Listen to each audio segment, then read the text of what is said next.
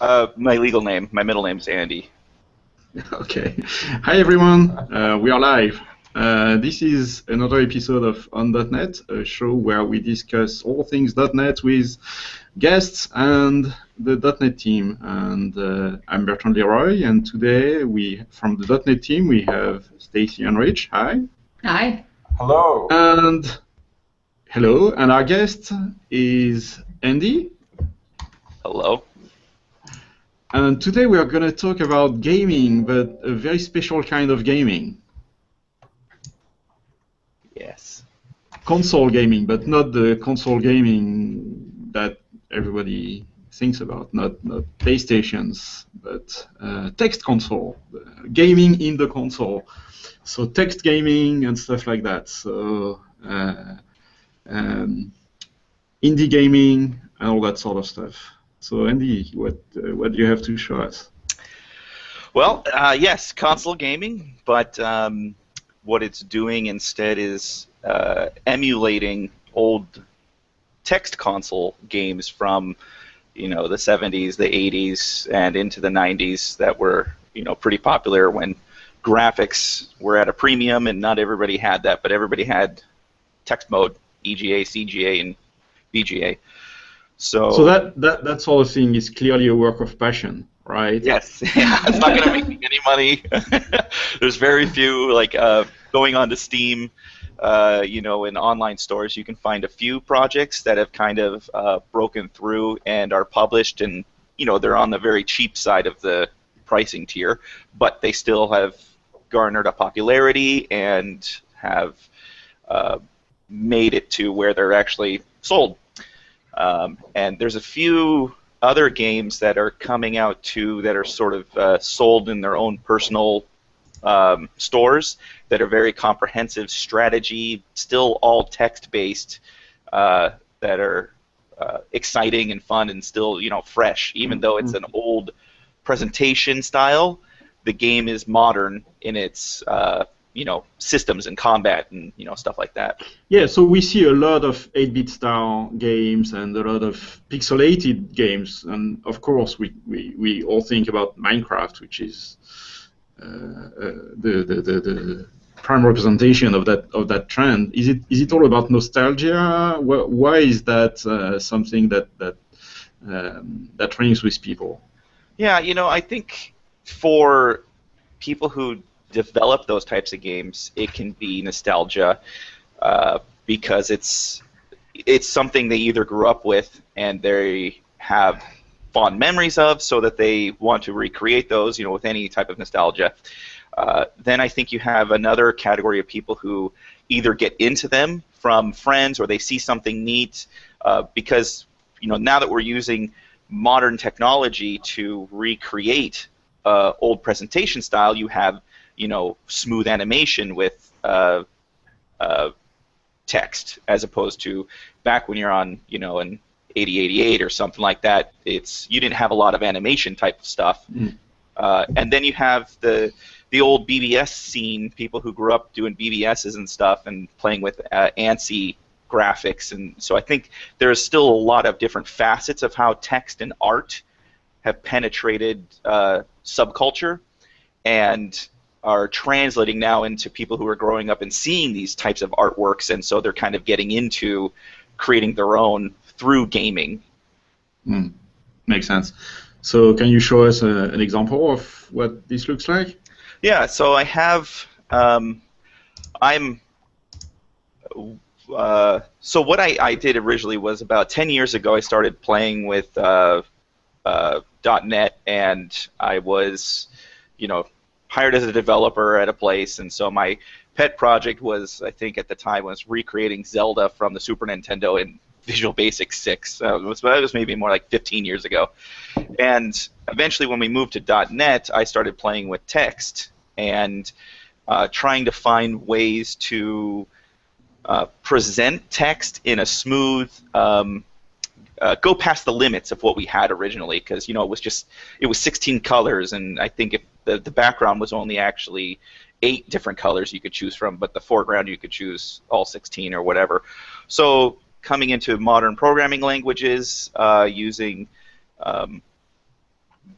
modern display techniques, I was like, well, let's break the barriers. Let's do more colors. Let's do higher resolutions. And so I started experimenting a long time ago with finding different ways using GDI rendering and then trying to fit that into a Windows Form app, and render that way. And then WPF came around, so I started exploring, well, how can I use the text elements in WPF to render things? And so it's been a long time of just experimenting and playing until I finally settled on sort of what I'll show. The way your screen's not sharing. If I know I keep talking and I keep stopping, going to share the screen. Go to the right tab. Let's see, Hangouts. There we go. Okay, I think that's sharing correctly now. Yes, okay. So part of the problem of working on a game engine is you don't really end up making a game yourself because you're just working on features in different ways. So over the last year and a half or two, I started to get people using it by promoting it through Reddit and different avenues. And so now I'm like, the best way to present it is to make a game with it. But the problem is when people start using it, you're back to, well, I got to fix bugs, I got to implement features, I got to write tutorials, and do all this other stuff. So one thing I did is create a starter project, which is what I'm demoing right now. And this is kind of just goes through basic features of the engine, but the whole engine's open source. So these are more also used as code tutorials to show somebody how to use SadConsole to implement a specific console text feature. So in the demo, the first screen that you get is just sort of demoing cursor. So it recreates a virtual cursor, since we don't really have cursors in a game engine, and allows you to, it responds to typing and text and as fast as possible. And so that's a really basic first screen. The second screen, I've started to add, now that the engine itself is really pretty complete, I've started to add, well, what are helpers to help game makers create stuff? So I started doing random world generation and things like that. So this actually, the way this one works is we have two consoles. We have one, which is the map, and that's actually a, I don't know, I think like a 2,000 by 2,000 cell console, and the size of the cells is really small. It's like a 4 by 4 pixel. So I've taken what you have as text and then shrunken it up so that it looks like pixels, but it's actually running text. So you could write text in there if you wanted to, but these are just using background color. And then I have a second text console layered on top of that, which is the text at the top that says, push the space to generate a new map and stuff like that. So it's not going to come through very smooth and scrolling because of Google Hangouts, but it moves perfectly fine on my screen and is nice and crisp and clear. So keep that in mind. So that's a helper that I've recently done. This one kind of shows. So this was still all text. Yes, it's all text. So when I say text, it's running on MonoGame, which is a re-implementation of Microsoft's XNA, and it's actually using sprites. So I'll show you sort of how that works in a bit, but I am using a sprite sheet to get all the text to render to the screen, and then I'm mapping where are those individual text elements in the sprite sheet, where are those located versus what character you've actually typed into the keyboard or into the console, and it figures it out and prints it. So it's rendering in a new way, but it's emulating an old system of print text to screen, and it knows how to translate that. So I'm actually not using any sprites in the traditional sense of where I'm using individual graphics and animating and flipping through them or doing something like that. I'm actually using a text sheet of all the characters in the 0 through 255 character range. The other part, so this screen sort of demonstrates the kind of what you used to do besides the gradient stuff. Coloring a specific character, setting the background, setting the foreground, having a blinking effect of what you would sort of do with the older games. And then I've added stuff like, using coloring to create gradients and stuff like that. Let's see. This one also shows in kind of a zoomed in. So this is instead of the standard 80 by 24, I think is what the old screens used to be. This is doubled, so I think it's 40 by 20 or 14 or whatever it was, 12. To show that you can sort of zoom in and out and change how big characters are. This is using the same sprite sheet for zoomed in or zoomed out. Let's see, I have shape helper stuff, so you can draw squares, lines, circles. You can do fill. I'll show some of that later. So this emulates using a prompt. So doing like commands and scrolling, help. Hey, we don't have any help. Doing old text adventure, look, stuff like that. So this is just sort of demonstrating how would you use this if you wanted to create interactive prompt or do a text adventure or something like that. And really, so if somebody's working with this, technically they could end up merging the two, right? They could use the graphical kind of elements to draw out the image for them and then use the prompt to force navigation. In my mind, I'm going to like King's Quest 1, I think was. Yeah, so because it's running on a modern game engine, you can mix and match elements. So, for example, you could have a completely 3D adventure RPG or something like that, a steampunk, a futuristic role-playing game, and then you could have SadConsole on a computer terminal, and then make sure it renders whatever face of the 3D object, and SadConsole will be rendered right there. So you can mix and match however you want using this game engine. That's pretty cool. It kind of reminds me of Day of the Tentacle in their Maniac Mansion style. Yeah. The and the other thing too is if you had a game where you wanted to, like Quake, you hit the tilde key and the prompt comes down. You could use this to do the text and the stuff.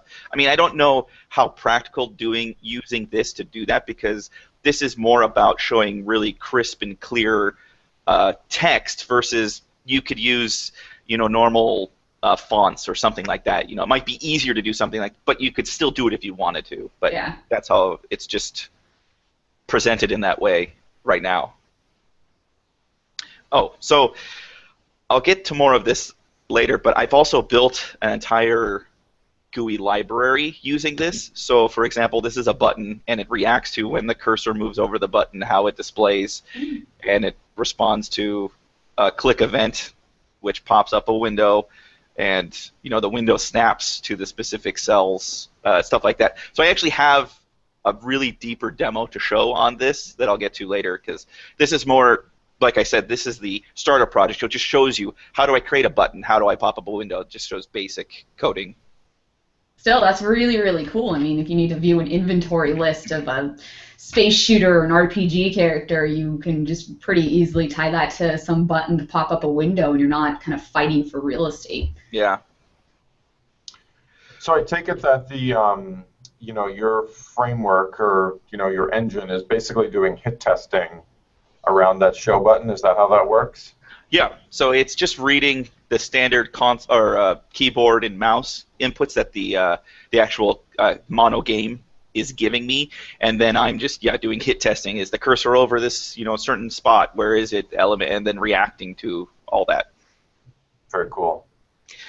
This is it's not very flashy because, like I said, it's just a starter to show you how to get going.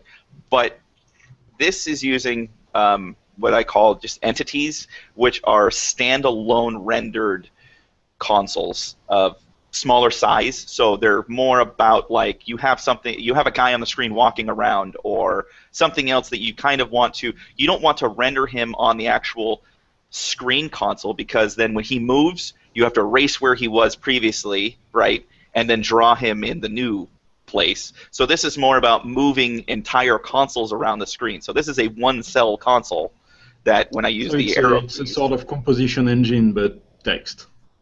Yeah.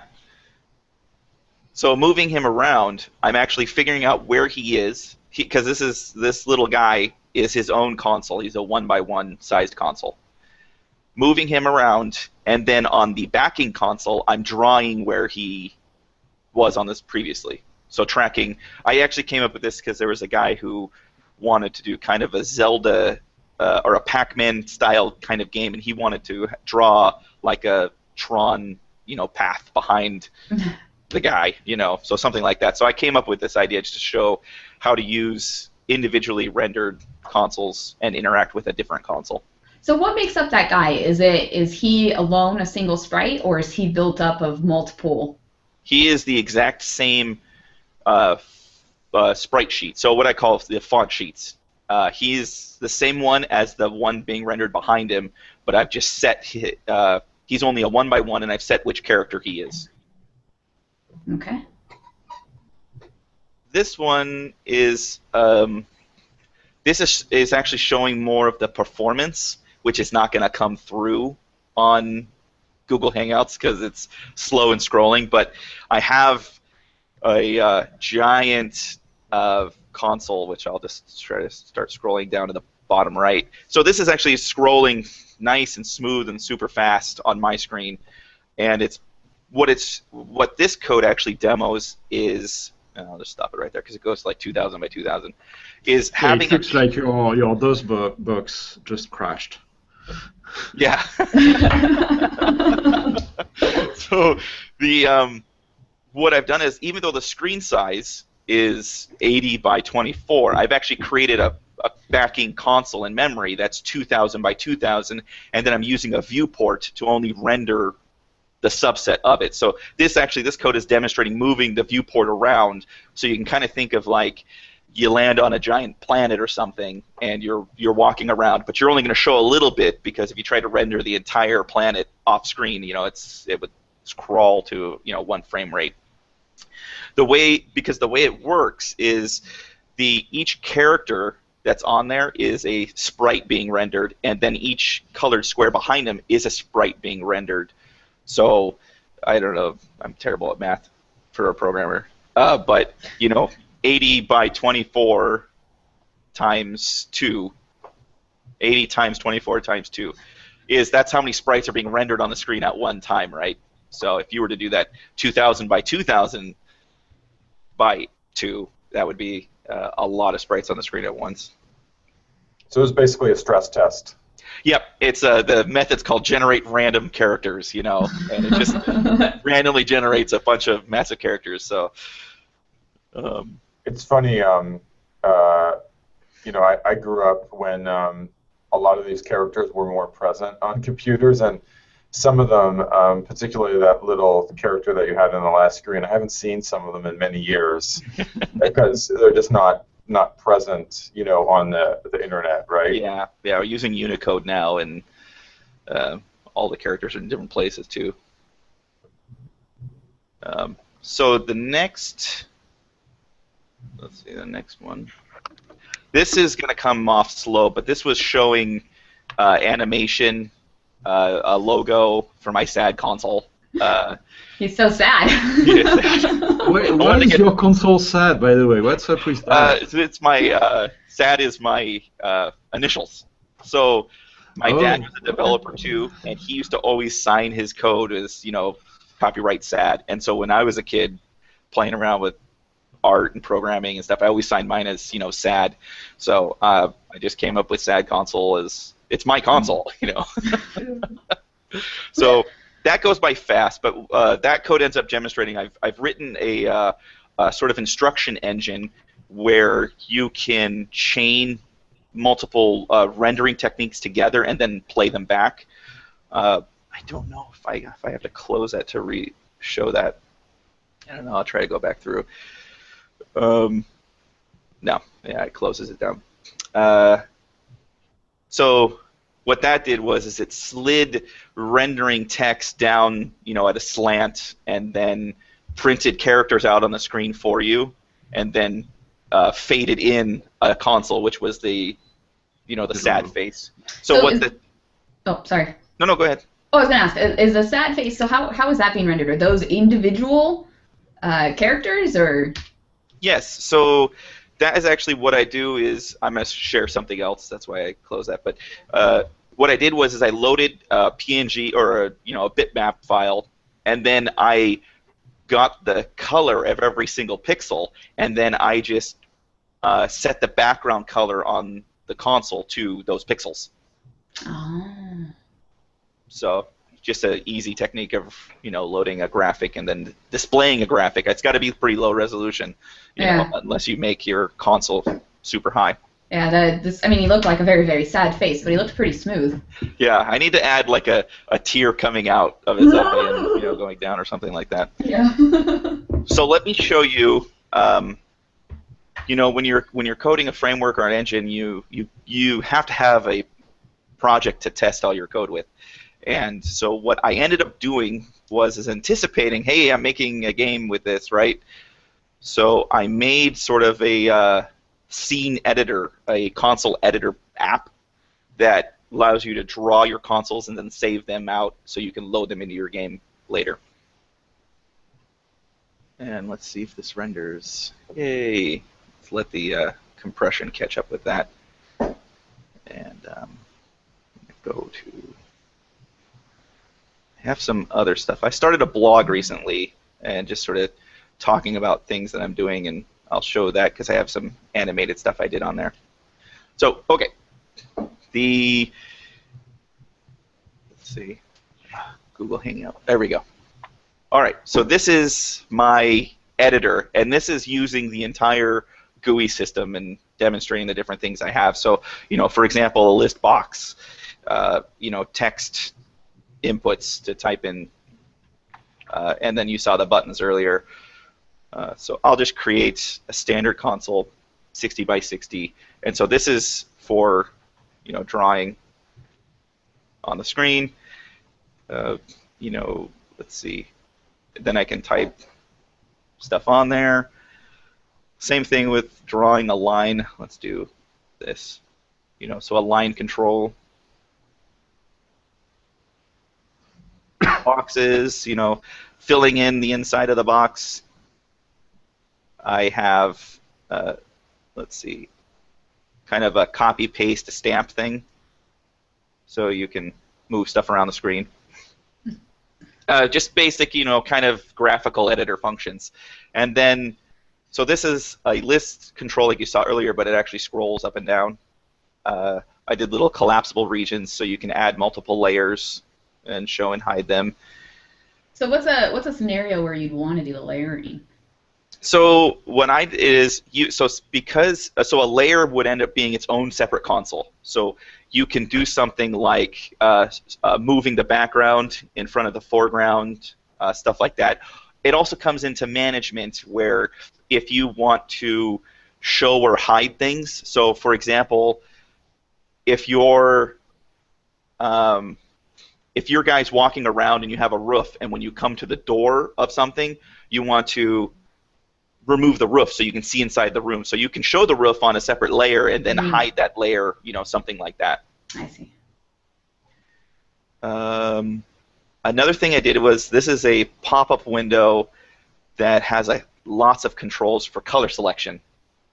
So, like I said, this is a scrolling or a floating window you can move around. Now the other stuff here, doesn't interact. I can't play with that, so it's a modal window. And then just standard changing your colors. I added also, here's the standard text colors, your 16 colors from when you were doing original text. And then I used reflection on .NET to pull out all the colors given by the game framework to then render each one, and then you can choose it. And then oh, that's cool. There you go. There's a fill. So this is the fill control, which uses character. So if the character is the same, then it fills across that. And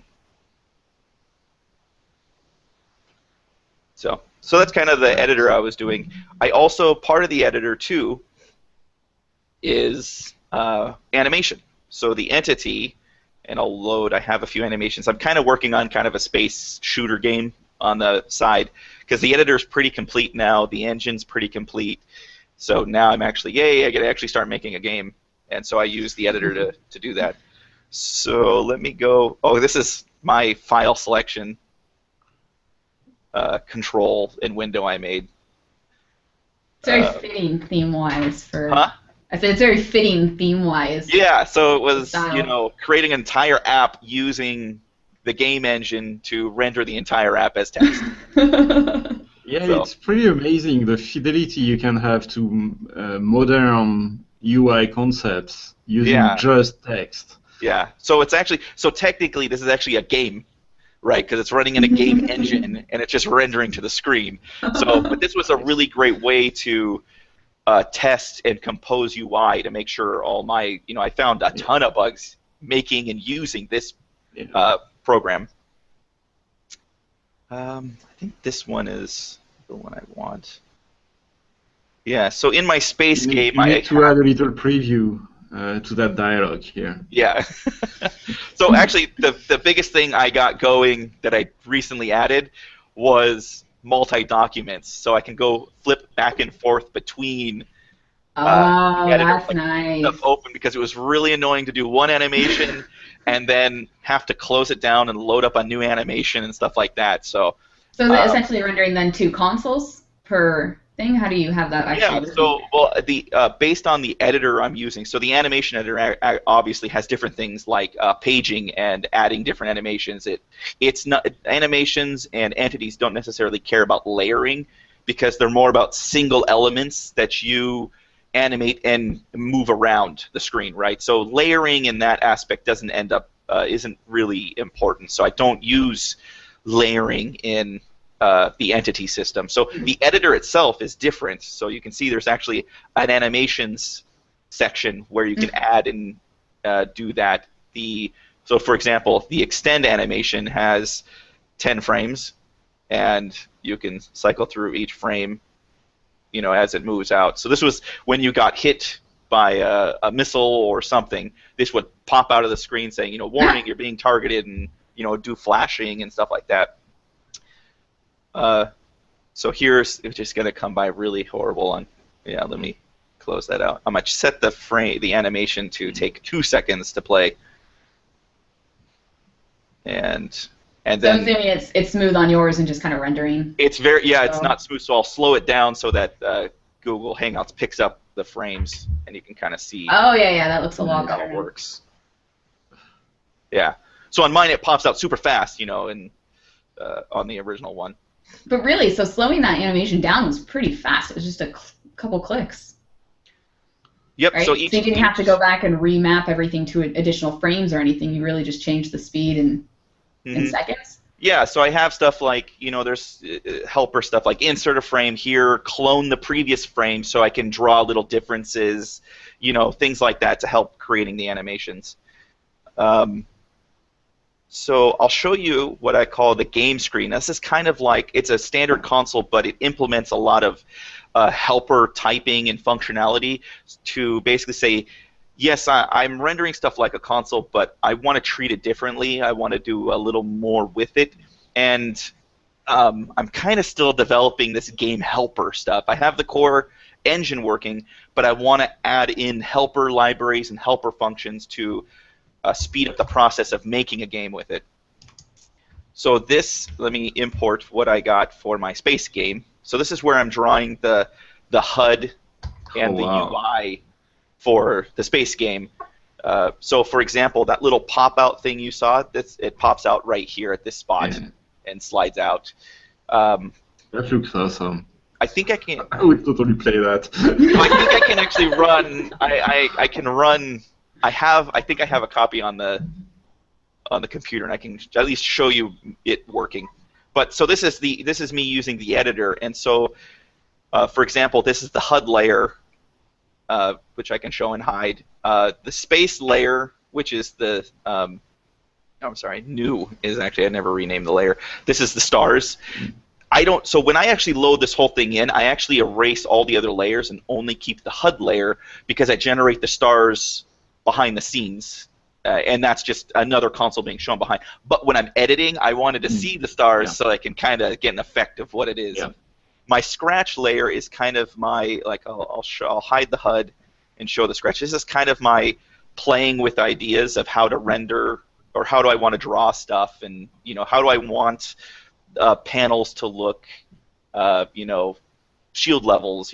This is what the flashing of the lights on the panel would look like on and off. It was kind of like my playing around, and then I use the tool to select and copy off to my actual HUD thing.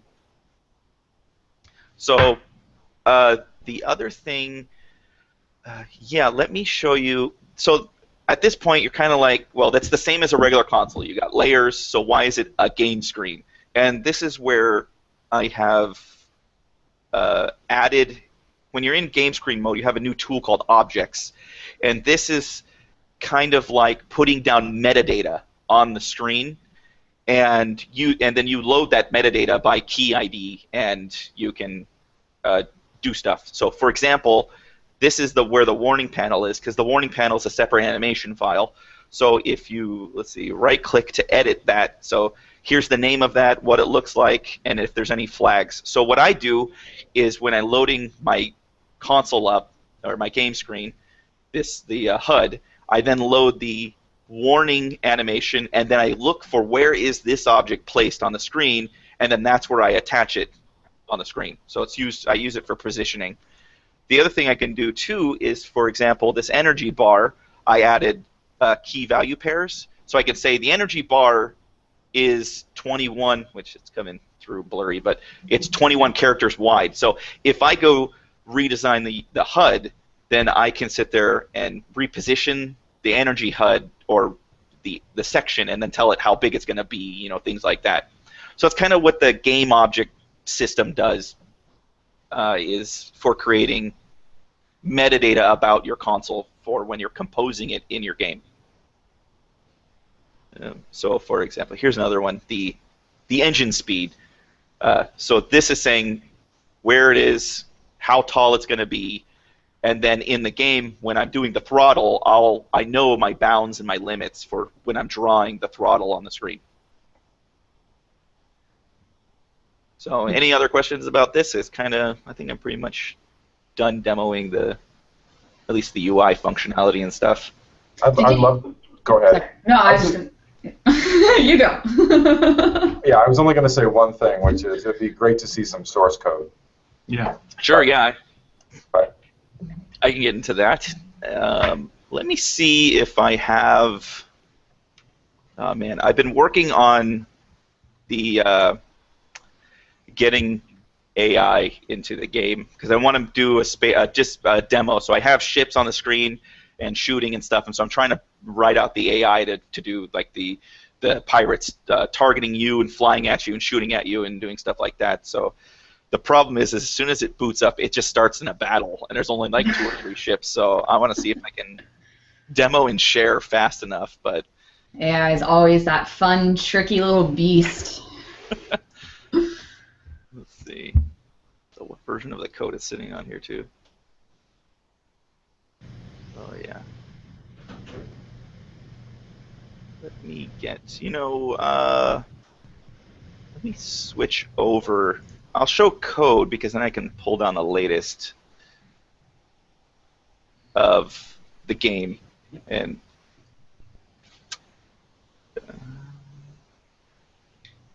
dead air is bad air. Okay, here we go. Oh, that's right. I have to use PowerShell to pull it down. I have another question too, which I'll just state while you're working on that. Sure. Which is, so for console, that's obviously what we're talking about.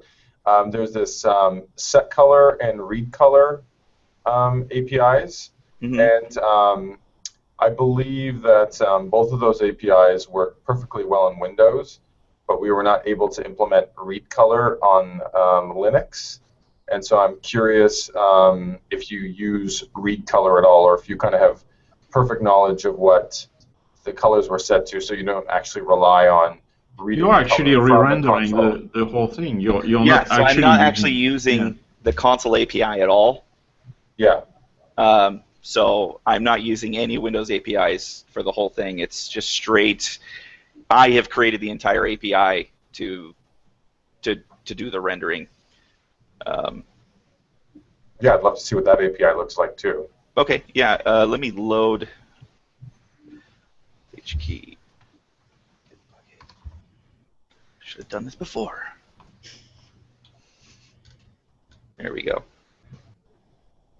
Okay, pull down code, and I'll share some code. So you said you've been working on this for like 15 years? Well, I started thinking about like I want to do. There's no good library to do enhanced text gaming presentation for .NET. So that's when I kind of. I mean, there is now. There's other libraries that are great. I think someone's called the Sunshine Console and RLNet.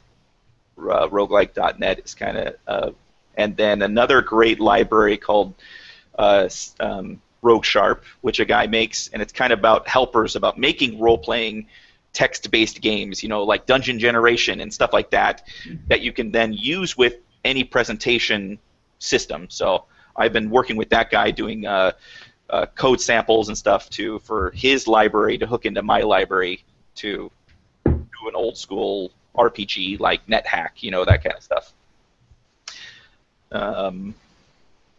Let's make sure this actually compiles first. Oh, it doesn't. Okay, can I share on this computer for code? Sure. Is that fine?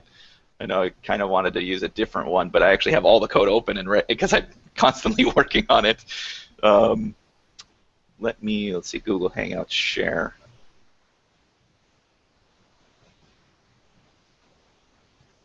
Do I have two Google Hangouts? Where did it go? You're still here. I know, I don't. Oh, there it is. Okay. All right.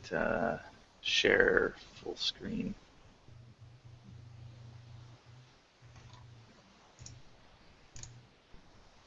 Okay. Okay, we can see it. Okay, so this is. So you can see code? Yeah, you might want to bump up the font size here. Yeah, do this. Yeah. Okay. Yeah, I actually just added a font to my system that's the original VGA. Yeah, I was going to say that. It doesn't look like consolas. No, it doesn't, and it doesn't zoom very good. You can see it kind of gets pixelated, which it looks okay, but you have to do like multiples of itself, otherwise it gets kind of blurry. Oh, But yeah. I kind of like it looking like, hey, I'm using, At least you're consistent. That's right.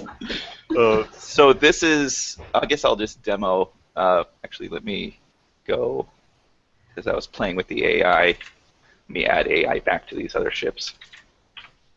So that code looks like very modern game code. Yes. It doesn't look like game code from the 80s. Nope. So it's all written in C#. So in the game, so you can see the throttle on the left, going up and down based on my thing. My speed calculator on the very top left, and then when I'm shooting, my energy bar is going down. My shield's on the top right. That's my shields, and so I'll stop and let them destroy me, and you'll see if they can. Here we go. They're going to get me in a second. Shoot me, kill me, come on. There we go. That animation kind of popped up fast of them. Anyways, so that was kind of like a small game being in the middle of being written. So the way I do drawing and things, I'm actually going to load up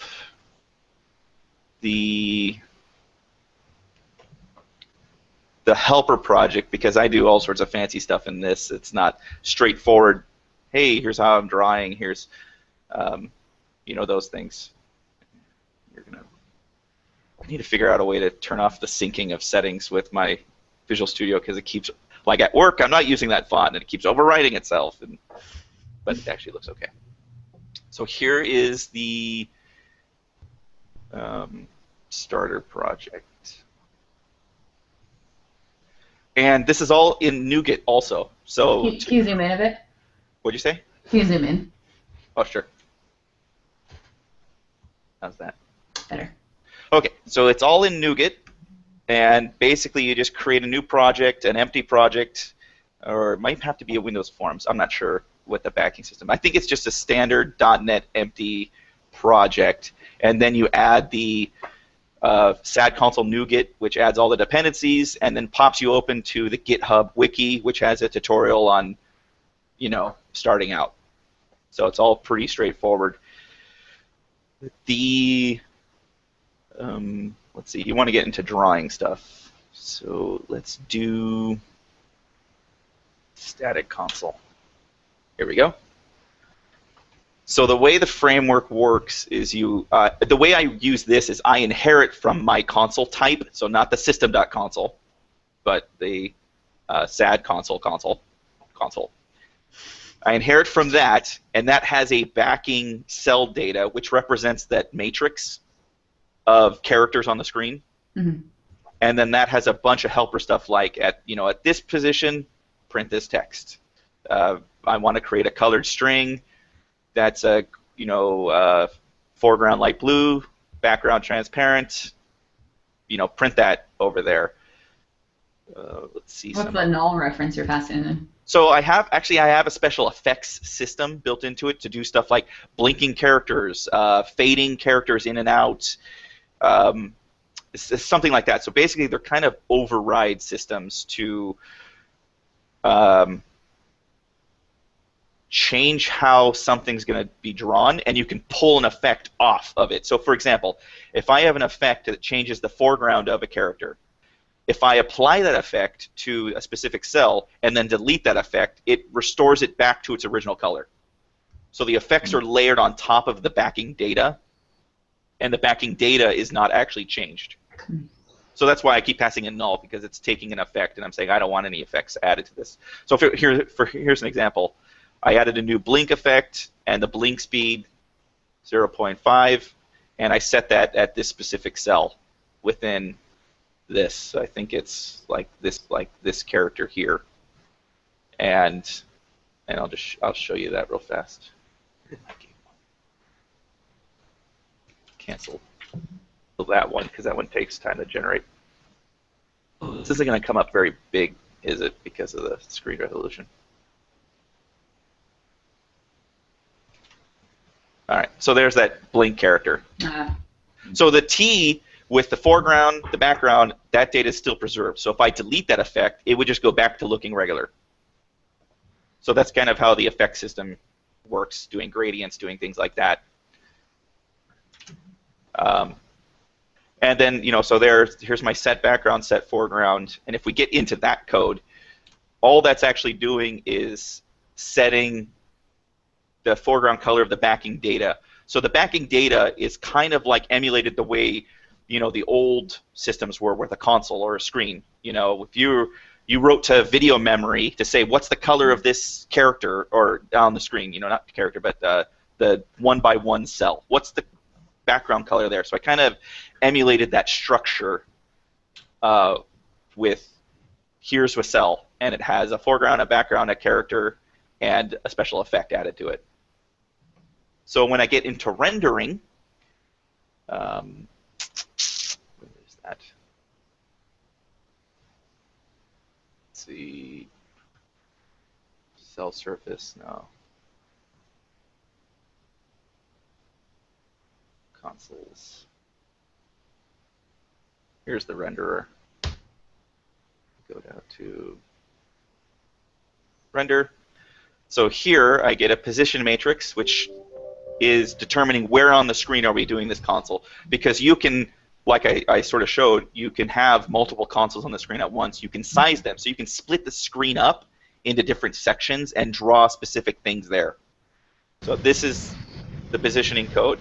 Then all I do is I start looping through all the characters. If the foreground is not transparent, then let's actually draw the foreground. And it's just standard XNA monogame draw code of, where I'm drawing, what I'm drawing. So are you redrawing everything on each frame? Or? Yep. So every frame, I previously had code where I kind of, I got into that habit of trying to perf your code before you needed to, right? Write everything optimization. I was doing, let's optimize everything from the start. Let's design everything completely optimized before I knew I had to. And that was kind of prohibiting me from designing things the way I wanted. So what I previously was doing was I was tracking where every character would actually appear on the screen. And if something was on top and I drew it, then I would kind of lock that cell out so nothing would ever draw there again. But that kind of crippled me with my flexibility of, I didn't have multiple consoles back then because, then I have to track multiple consoles, and if they're different sizes, and if they're different, using different fonts that are different sizes, how does all that work? And so I just threw away that code and just said, no, I want to design the most expansive, flexible system that I can, and then if I have performance problems, come back. But make it work the way you want first, and then make it. Yeah, and so, but I did I recently did a perf test on it, and I was getting 1,000 frames a second doing a 200 by 200 giant screen console that was moving and scrolling and stuff. So I'm like, it really doesn't matter. And then while I was doing that, I found, here's a really cheap way I can do a performance and almost double my performance. So, but sometimes you might end up with something. Like when you have multiple layers, right? So if I have 16 layers, they're all within the same area. So building performance into that, where I detect, has the topmost layer drawn here, then don't process the other layers for that, So there's optimization I can put in later at specific things and specific ways. Let's see, what other code can I show? Yeah, because your layers are not like rectangles. You have holes in the layers, right? Yeah, technically you could. So the layer itself is a rectangle because you have bounds. You have this many cells by this many cells. But within that, you may have a transparent cell, right? So I already have optimization to sit there and say, if I'm rendering the color transparent, or the alpha of the cell is fully transparent, then I skip it, things like that. What was I going to show? Oh, I have some quick demo games, too, that a friend of mine did. He did like a Nokia snake game from the old phones. Yeah. It's in examples. Oh, wait, I removed it from this project. Never mind. Visual Studio was not very happy with 17 different projects targeting Mac OS and Linux and Windows, and it was getting messed up on something. So I made a separate solution that was just what I usually work on day to day. Here's the fonts. So I'll show you what the font looks like, which is going to be there we go. Oh, good, it did get the... Yep. This is what you're referring to as like the sprite sheet, right? This is the sprite sheet.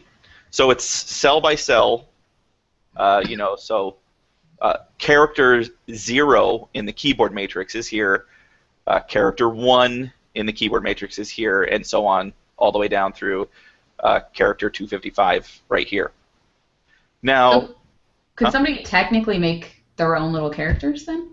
Yep. So when I was researching how to render characters, and things like that, I came across a game called Dwarf Fortress, which is a giant ASCII. You manage a dwarf underground simulation. Yeah, it has a cult following. Yes, it's very popular. And so what people have done is they have taken fonts and created their own sprite sheets and things. So when I saw how they were doing characters like this, I thought, oh, that makes sense. that's exactly how to map the characters to the keyboard matrix easily, is by positioning them where they appear. And then, for my playing around, I think I lifted this off of their website or whatever. But so thank you guys, and you're not mad. But I think that they'd be happy with anybody who's doing ASCII stuff. Is hopefully happy. But the way it works is it actually I define how many columns there are. So there's 16 by 16. So 16 columns, 16 rows. But the way my code works is I don't use a character type, so it's not 0 through 255. It's actually, I use an integer type, so you can actually sit there and say the character in here is actually 756, which would error out saying your sprite sheet doesn't have 250 or 726, whatever I said. But you can actually extend the sprite sheet lower and lower and lower with extra characters. So you can kind of make multiple sprite sheets, do special UI, tweaking, different things like that, and keep your standard text stuff still in it. But then when you're using the editor and stuff like that, you can draw extra stuff. So you may have like a Zelda type of game where you actually have a crate that looks like a crate, right? Albeit in 2D and low resolution, or a stairway. You could have stairs that go up or down and they look like stairs or something. So you can add graphics, extra graphics, without having to replace some existing character you may be using. Yeah, so you keep the look of ASCII, but not the limitations. Exactly. Yep.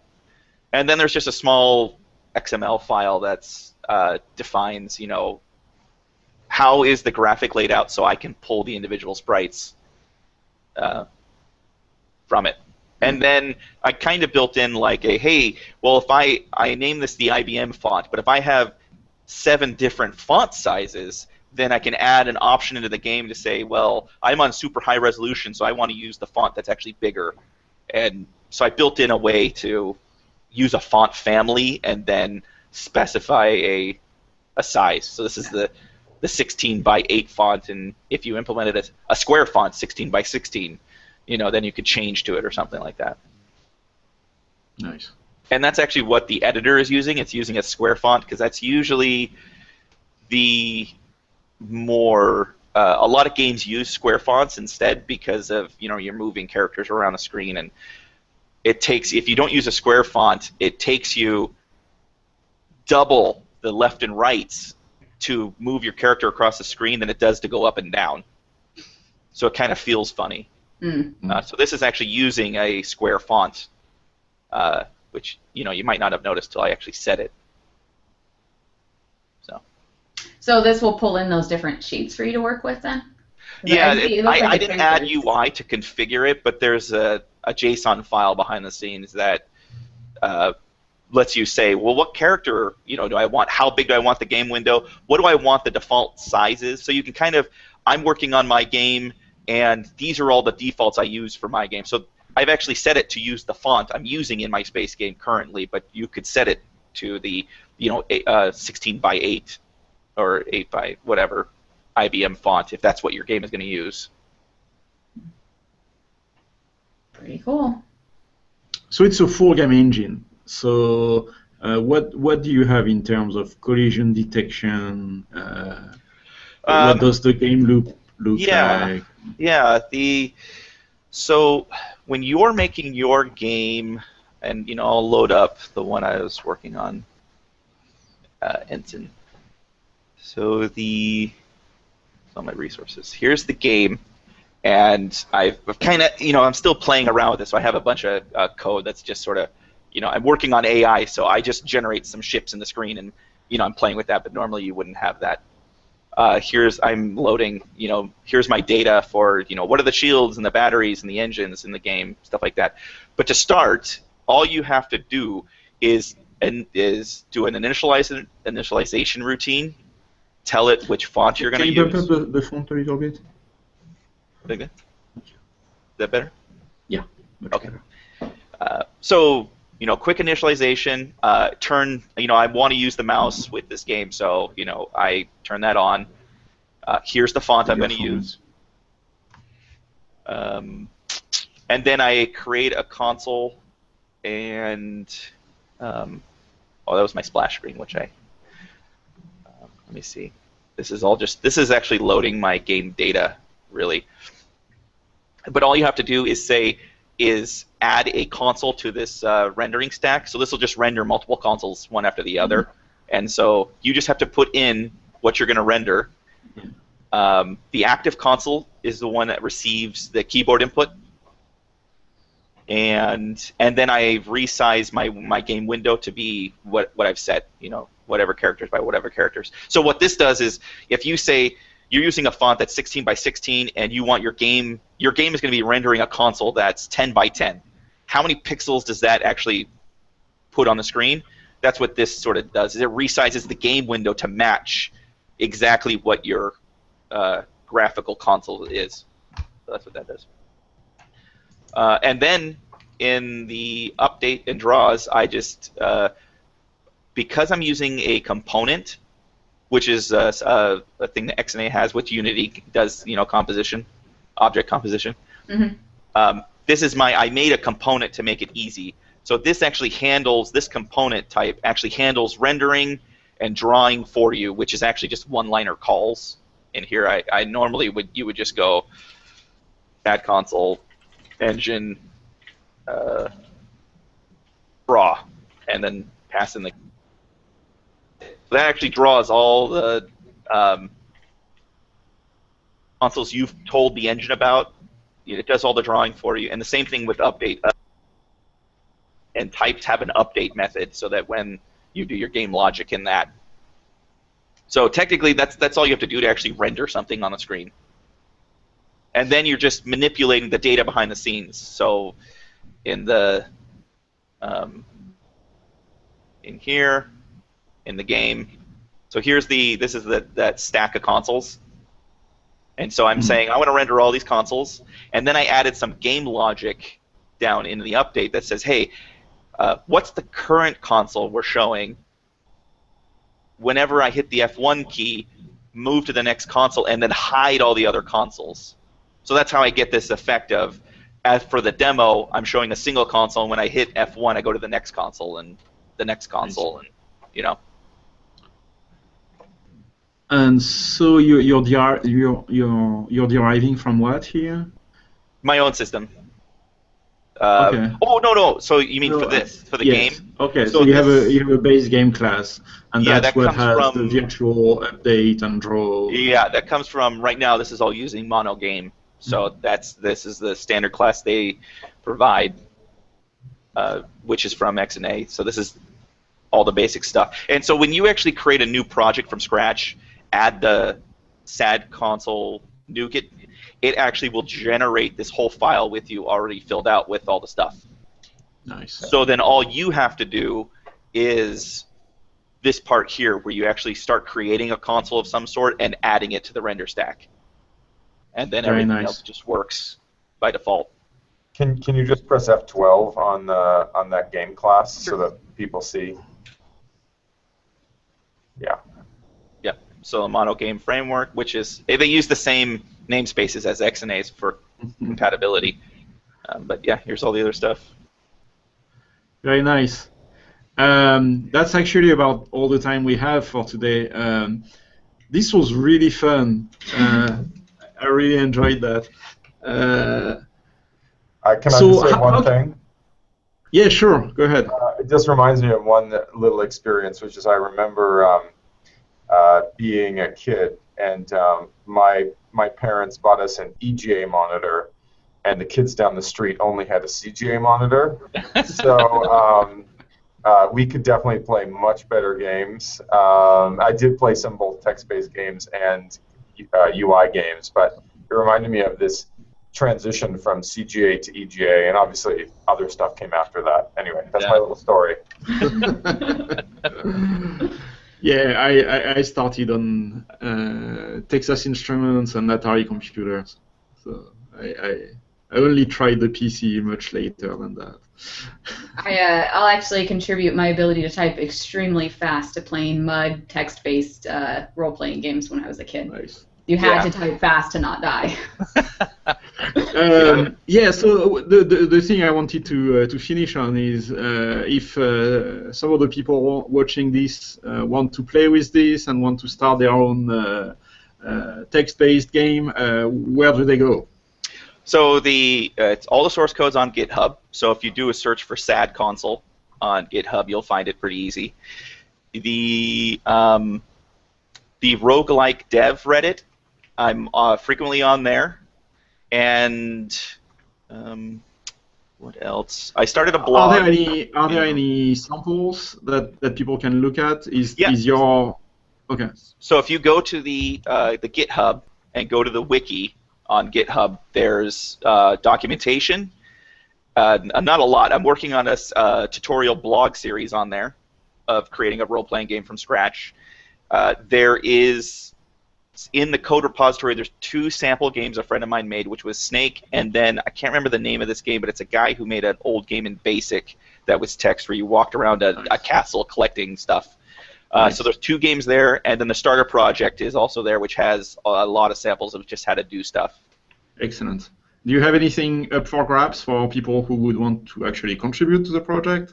Oh yeah. So I take pull requests and everything. I had a guy who came by and he redid all of the structure of the whole project and added the Mac OS and Linux port stuff that he tested in there. And then, so there's a few forks coming out that people are doing stuff. And so I really hope it keeps picking up and going that way because I love working with other people on it and stuff. So. Excellent. Yep. Well, thanks again. And, well, we'll see you people of the internet next week. And I don't know who will be on the show next week yet. Can I do a quick shout-out? Oh, yeah, please do. Okay. So if you guys want a really cool text game, a modern text game, go check out Cogmind. It's I think it's about $20 for purchase, and this guy is amazing. It's a futuristic strategy. He was doing a XCOM ASCII game at one point that was amazing, and he's transitioned into doing his own full game from scratch. It's a really cool, amazing animation. He's not using SadConsole, he's using C++ in his own engine, but it's a really cool game, Cogmind. Cool. Yeah, why don't you send me an email with all those links, and we'll put them in the description. Cool, okay. Thank you very much. Thank you. Bye. Thank you. Thanks, guys.